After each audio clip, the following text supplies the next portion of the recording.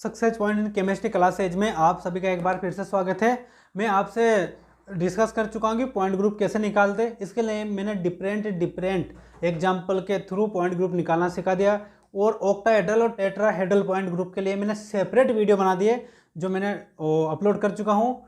और इसके साथ अब मैं कुछ दो स्पेशल एग्जाम्पल लूँगा, उनमें पॉइंट ग्रुप निकालना सिखाऊंगा। एक मैं लूँगा XCF6 और एक लूँगा मैं कोऑर्डिनेशन कॉम्प्लेक्स, उसमें भी फेक और फर्स्ट एग्जांपल लेते हैं अपन, वो लेते हैं XCF6। XCF6 एग्जांपल में ये जिनोन है, उसका हाइब्रिडाइजेशन क्या रहेगा तो देखिए कितने इलेक्ट्रॉन इसके चारों ओर, आउटर मोस्ट शेल में है 8 इलेक्ट्रॉन।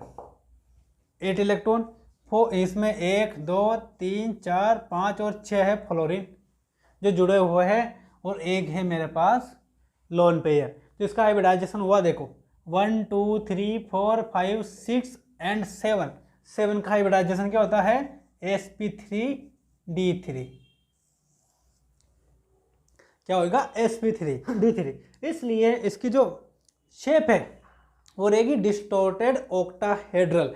डिस्टोर्टेड ऑक्टाहेड्रल मीन्स देखिए ऑक्टाहेड्रल कैसे रहता था, मैं बना देता हूँ। ये है मेरे पास जिनोन, ये जुड़ा हुआ, ये फ्लोरीन, ये एप, ये एप, ये एप, एक एप ये है और एक एप ये है जो पीछे से जा रहा।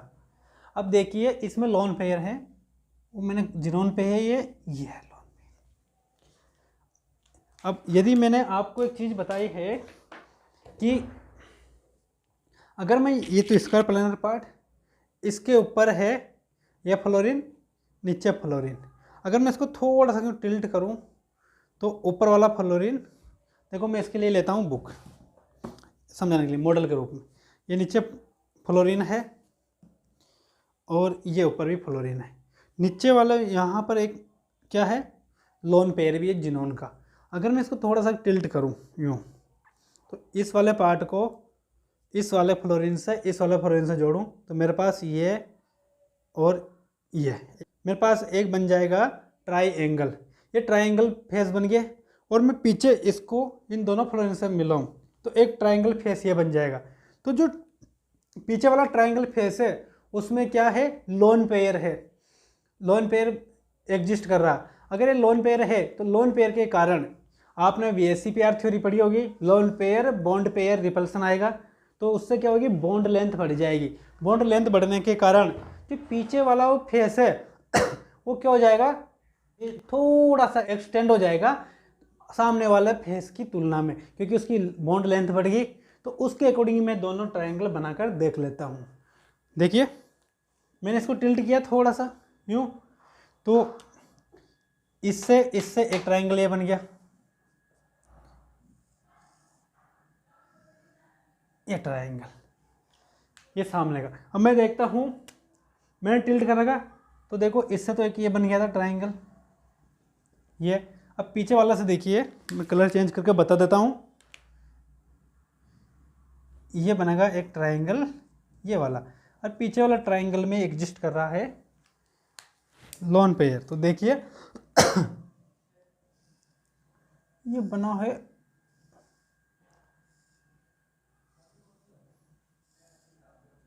इसकी तुलना में बड़ा ट्रायंगल है पीछे वाला। अब देखिए इसमें क्या है, यहाँ जिनोन है, जिनोन का दोनों लोन पेयर है, इसके कारण क्या हो गया पीछे वाला एक्सटेंड हो गया। इसमें सिमेट्री एलिमेंट अप्लाई करके बताता हूँ। क्या इसमें अगर मैं इस प्लेन के परपेंडिकुलर कोई इमेजिनरी एक्सिस पास करूँ इस सेंटर में से जिनोन में होते हुए, तो इसमें कोई एक्सिस ऑफ सिमेट्री प्रेजेंट है।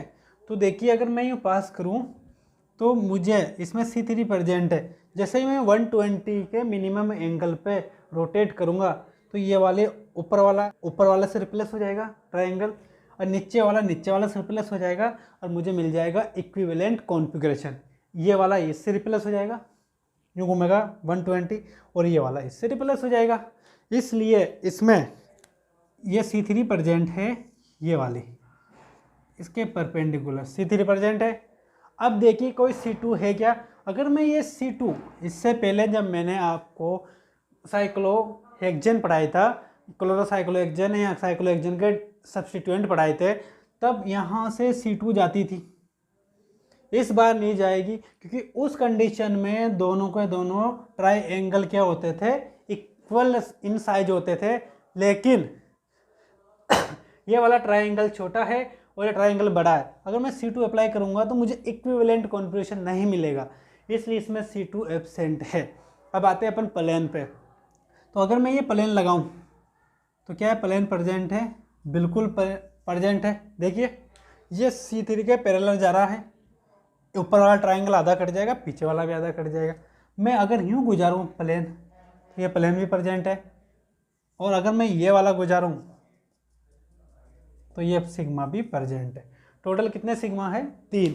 इसके अलावा कोई सिमेट्री एलिमेंट प्रेजेंट है तो आप सोचिए इसमें कोई सिमेट्री एलिमेंट नहीं है। तो मेरे पास जो सिमेट्री एलिमेंट मिले वो मिला, एक आइडेंटिटी, एक मिला मुझे C3 और मुझे मिले 3 सिग्मा V। ये सिग्मा V क्यों बोला है, क्योंकि ये प्रिंसिपल एक्सिस के क्या है, पैरेलल है, इसलिए इसको बोला है सिग्मा V। तो इनसे जो मिलकर पॉइंट ग्रुप बनेगा वो पॉइंट ग्रुप बनेगा मेरे पास, प्रिंसिपल एक्सिस C3 है, इसके परपेंडिकुलर कोई एक्सिस नहीं है, इसलिए ये C3, और सिग्मा प्रेजेंट है इसलिए C3V। इसलिए HCF6 मॉलिक्यूल में जो पॉइंट ग्रुप प्रेजेंट होता है वो रहता है C3V। ये क्यों आया, ये एक लोन पेयर के कारण, ये डिस्टॉर्टेड ऑक्टाहेड्रल कहलाता है। गोटेड। तो मैं आशा करता हूँ कि आपका एग्जाम्पल क्लियर हो गया होगा। जो नेक्स्ट एग्जाम्पल लेंगे अपन वो लेंगे कोऑर्डिनेशन कॉम्प्लेक्स का। कोऑर्डिनेशन कॉम्प्लेक्स में जो मैं ले रहा हूँ, एक स्पेशल एग्जाम्पल ले रहा हूँ, इससे क्या आपकी एक तो आइसोमेरिज्म भी क्लियर होगी और ये ग्रुप थ्योरी भी क्लियर होगी। तो जो मैं नेक्स्ट एग्जाम्पल ले रहा हूँ वो है A3 B3 के ऊपर वैलेंसी प्लस माइनस। देखिए ये कोई कोऑर्डिनेशन कॉम्प्लेक्स है या कोऑर्डिनेशन कंपाउंड है। अब इसमें देखिए ये सिस ट्रांस तो हो नहीं सकता, तो इसके 2 आइसोमर है, एक फेक है एक मर है। फेक आइसोमर क्या होता है और मर आइसोमर क्या होता है। जो फेक आइसोमर होता है उसमें जो समान एटम है ना, जैसे इसमें A3 3 एटम समान है और B 3 समान, इट मीन्स इसमें 3 लिगेंड तो एक टाइप के हैं और 3 लिगेंड एक टाइप के। तो इन 3 लिगेंड और 3 लिगेंड तो 2 टाइप के लिगेंड हो गया ना इसमें। तो जो समान लिगेंड है वो एक ही फेस पे उपस्थित रहते हैं या एक ही फेस पर प्रेजेंट रहते हैं, तब तो बनता है फेक आइसोमर। और यदि समान लिगेंड एक ही प्लेन में प्रेजेंट हो, एक ही प्लेन में प्रेजेंट हो तो वो बनता है मर आइसोमर। तो ये ऐसा समझ में नहीं आएगा, मैं इसकी बनाता हूँ स्ट्रक्चर। देखिए ऑक्टाहेड्रल कॉम्प्लेक्स आप सबने पढ़ाए हैं, ये मेटल,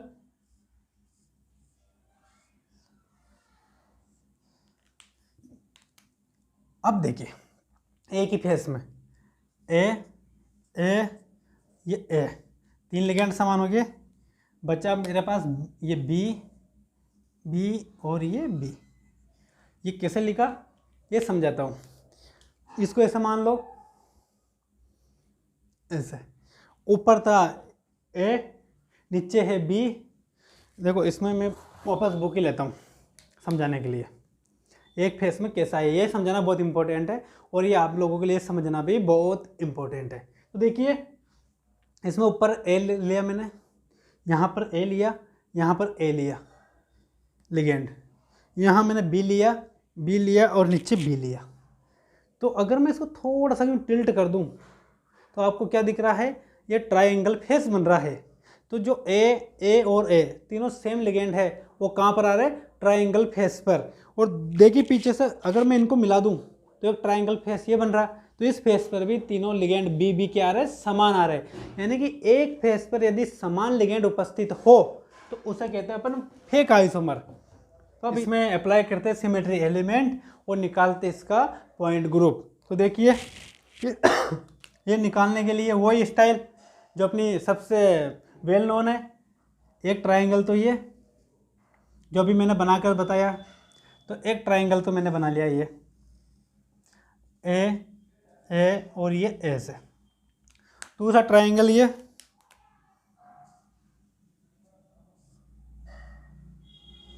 पीछे वाला ट्रायंगल जो बना लिया मैंने बी बी और ये बी से। Got it. अब देखिए ये दोनों ट्रायंगल साइज में समान है, क्योंकि यहाँ कोई lone pair bond pair repulsion नहीं लग रहा, इसलिए समान है। तो देखिए यदि मैं इसमें इस प्लेन के परपेंडिकुलर कोई इमेजिनरी एक्सिस गुजारूं यहाँ से, तो कोई इमेजिनरी एक्सिस गुजारूं तो क्या इसमें C3 प्रेजेंट है? तो देखिए अगर मैं इसको 120 से घुमाऊं, ये 120 से, तो ये B तो B से रिप्लेस हो जाएगा और ये A से रिप्लेस हो जाएगा। इट मीन्स जो सामने वाला ये ट्राइंगल है वो सामने वाले एक दूसरे रिप्लेस हो जाएंगे और पीछे वाला के जो लिगेंड है एक दूसरे से रिप्लेस हो जाएंगे, इसलिए इसमें C3 प्रेजेंट है। और C3, अब देखिए क्या इसमें C2 प्रेजेंट है, तो C2 के लिए मुझे यूँ गुजारना पड़ेगा। तो अगर मैं यूँ लगाऊँ तो A की जगह B आ जाएगा, B की जगह A आ जाएगा, तो इसमें C2 क्या है? एब्सेंट है, इसलिए इसमें C3 क्या है? Principal axis. अब अप्लाई करते हैं सिग्मा। यदि मैं यहाँ से देखिए, यदि मैं एक इमेजिनरी प्लेन गुजारूँ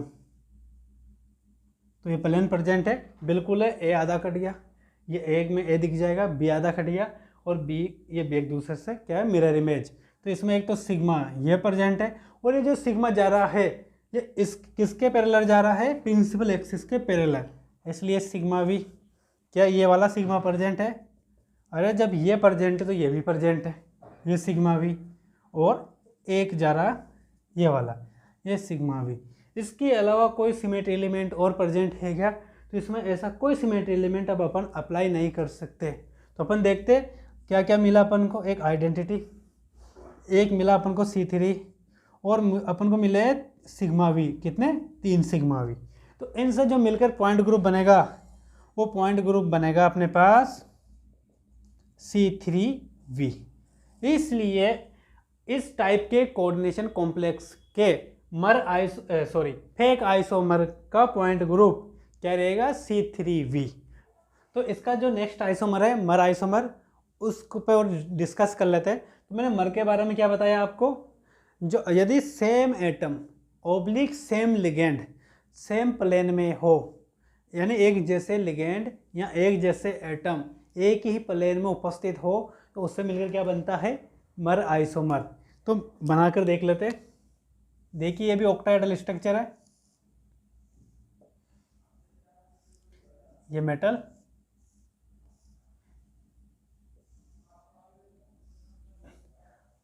यदि मैं A यहाँ लिखूँ, A यहाँ लिखूँ और A यहाँ लिखूँ, ये स्क्वायर पार्ट था, तो ये स्क्वायर प्लेनर है कि नहीं? एक ही प्लेन हुआ कि नहीं? यानी कि ये एक ही प्लेन में हुए कि नहीं? Same ligand. अब बाकी के जो कहीं भी रहो, जो 3 सेम है कहीं भी जाओ, बस जो एक तरह के सेम था वो एक ही प्लेन में आना चाहिए थे। चाहे आप B भी लेकर आ जाओ या फिर A लेकर आ जाओ, मैंने A रख दिया एक ही प्लेन पे, इससे बन गया मेरे पास मर आइसोमर। अब देखिए इसमें अप्लाई करते हैं सिमेट्री एलिमेंट और इसका पॉइंट ग्रुप निकालते हैं। तो इसमें अप्लाई करने के लिए एक तो इसमें डायरेक्ट अप्लाई कर दो, या फिर मैं एक तरीका बताऊं। ये स्क्वायर प्लेनर पार्ट है, इसके ऊपर एक तो B है और नीचे भी क्या है? B है।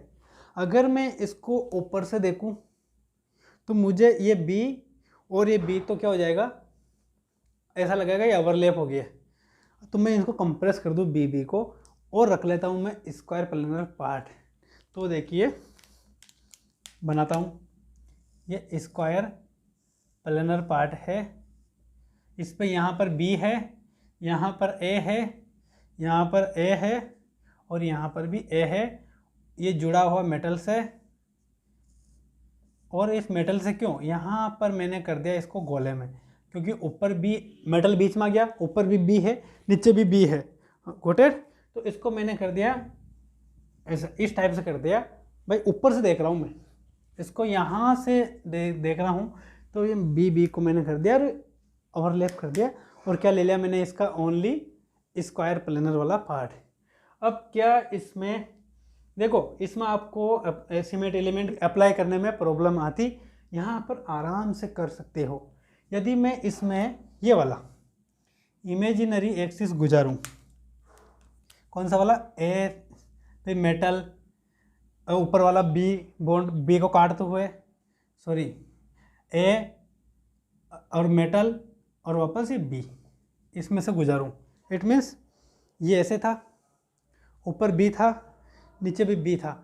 इस डायगोनल इस कॉर्नर से मैं एक इमेजिनरी एक्सिस पास कर रहा हूँ और उसको मैं 180 पे घुमा दूँ तो क्या मुझे इक्विवेलेंट कंट्रीब्यूशन मिलेगा? बिल्कुल मिलेगा। अगर मैं इसको यूँ घुमा दूँ 180 पे तो बी से रिप्लेस हो जाएगा, ए से रिप्लेस हो जाएगा और बी और ए में से तो जा ही रहा, इसलिए इसमें C2 प्रेजेंट है। अब इसमें अगर मैं कोई और सिमेट्री एलिमेंट अप्लाई करूं तो क्या वो प्रेजेंट है? तो देखिए, यदि मैं इसको C2 में से होते हुए काटूं, जैसे ये C2 जा रहा, अगर इसी में मैं ये लगाऊं, प्लेन लगाऊं, तो ये प्लेन प्रेजेंट है। देखो अगर मैं यूँ लगाऊंगा तो बी आधा कट गया, अब आगे ये ए आधा कट गया, इधर का बी आधा कट गया, नीचे गुजरे तो ये ए एक दूसरे क्या हो गया, मिरर इमेज। तो इसी में क्या प्रेजेंट है? सिग्मा। और C2 प्रिंसिपल एक्सिस कहलाएगी, इसलिए कहलाएगा सिग्मा वी। क्या इसमें कोई और सिग्मा प्रेजेंट है? एक और सिग्मा प्रेजेंट है। देखिए स्क्वायर प्लेनर पार्ट है, ऊपर बी नीचे बी। अगर मैं स्क्वायर प्लेनर पार्ट को यूँ काट दूँ तो ये सारे ये ए और ये बी तो आधा आधा कटते हुए निकल जाएंगे, ये मेटल भी, और ऊपर भी दिखेगा नीचे भी दिखेगा। तो एक पूरे इसका सिग्मा भी प्रेजेंट है, किसका? ये स्क्वायर प्लेनर पार्ट का। इसलिए इसमें इसके अलावा कोई सिमेट्री एलिमेंट अप्लाई नहीं हो रहा है। तो अगर मैं इसमें सिमेट्री एलिमेंट की बात करूं तो मुझे एक तो ए मिला, इसके साथ ही मुझे मिला एक C2 और मुझे मिला 2 सिग्मा वी। इसलिए जो इसका पॉइंट ग्रुप रहेगा वो रहेगा C2V। इसी के साथ आपका ये मर आइसोमर भी फिनिश होता है।